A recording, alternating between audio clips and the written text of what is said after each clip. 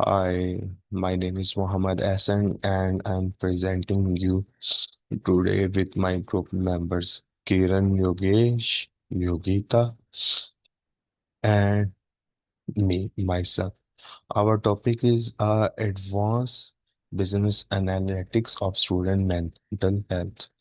So actually it's a data-driven investigation into behavior uh, predictors of stressing among students. Like we observe three kind of stress levels in different kind of students.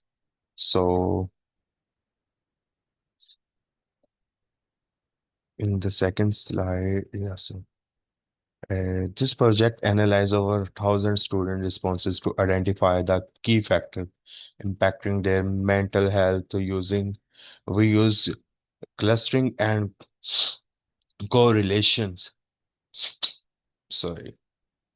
And we found three main student profiles like well balanced and at risk students and highly engaged who are highly engaged in activities and also focus on their sleep. So we monitor their stress level. Our recommendation include digital wellness education, sleep hygiene, peer student support, and regular mental checks. So first of all, introduction. So mental health has a direct effect on learning and academic performance. With over 1,000 student response, our goal was to uncover pattern that could help institutions better support their student through data analytics. Yes. So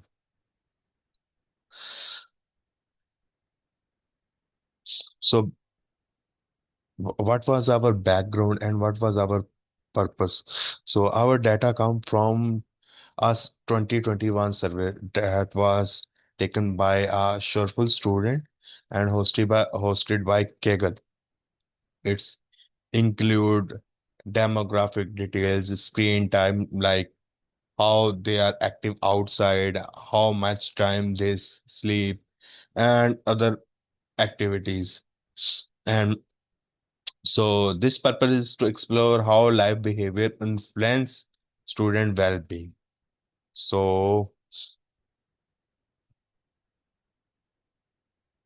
So our main aims for this project to understand the structure and relevance of data set, then use descriptive statics to explore key variables.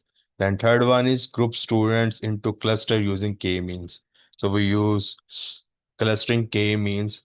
Uh, we use k-means method to cluster the students. So and the further we explore correlations between behavior and stress, and finally recommended data-informed strategic for better student support. So if we move towards next slide, uh, our objectives. So for data preparation, the data set that thing we talked about earlier originally has 1,000 entries and we can increase it to 300 to support clustering, but then we have cleaned the data by removing duplicates, standardizing labels. Yeah, then we remove data by, sorry, um, I forgot that what was that. Yeah, we remove the double standard data that has missing values as well.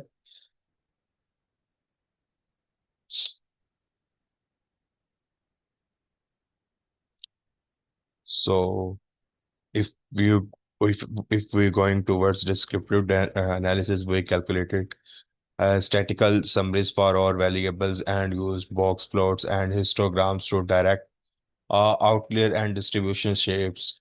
Frequently, distributions were also created for categorical variables like gender and educational level. Like education also impact on our health too. So that's why we try to use as much things as we can. So if we look at the clustering and correlation, we use the k-mean clustering or normalized data and determine clusters using the elbow method. So Pearson correlations have help us to understand the relationship between sleep and stress. For example, screen time negatively correlated with sleep and positively with stress. So I think rather than explaining on these slides, I'm gonna open the actual file where we perform all the data like Excel file. So that's the list of students we have took the students with their education level, with their sleep time, with their activities time, with their monitoring of how much are they in stress level in before same performance extra. So if we look at the descriptive stats, so these are our stats like how many students counts, like we use basic mathematical formulas like mean, median, mode, and count how many students there are, thousand unique, the students that are unique, which are 30 students.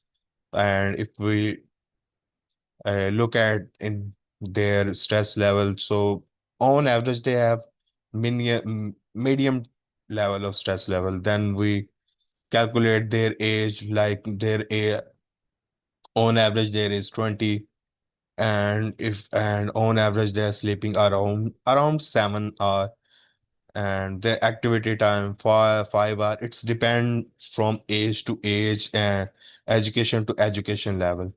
So that's the analysis chart, a chart we have talked about earlier, like stress level distribute.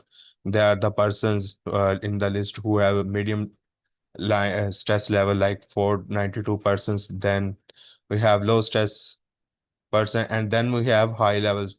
So high level stress level persons are very low in the list, but it could raise uh, where with with the passage of time if they don't spend more on their activities and they improve their sleep. So that's the sleep time versus sleep duration correlation. So that's the age distribution, like uh we count how many people are 15 years 16. So our data basically run between 15 to 26. So that's the cluster proportion, like there point 2, 1, and 3. And if we saw at the stress chart, we have found that 490 at the medium stress, 327 at the low stress, and 181 at high stress. If we look at the chart age, so that's the count average age. Then our scatter data, how type of clusters people, how many duration they took to do activities and sleep extra. That's the our cluster list. So cluster by 0, 1, 2, like we discuss in analysis charts. That's the cluster proportion. So that's all from me. Thank you. And my name is Muhammad. I'm again repeating, my name is Muhammad Hassan. Thank you so much.